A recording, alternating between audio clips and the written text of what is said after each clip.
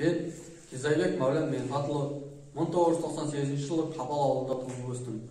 2015-2019 жылдар аралығында Сәкен Сейфуллин атындағы Қазақ агротехникалық университетінде технологиялық машиналар және жабдықтар мамандығын оқып бітірдім.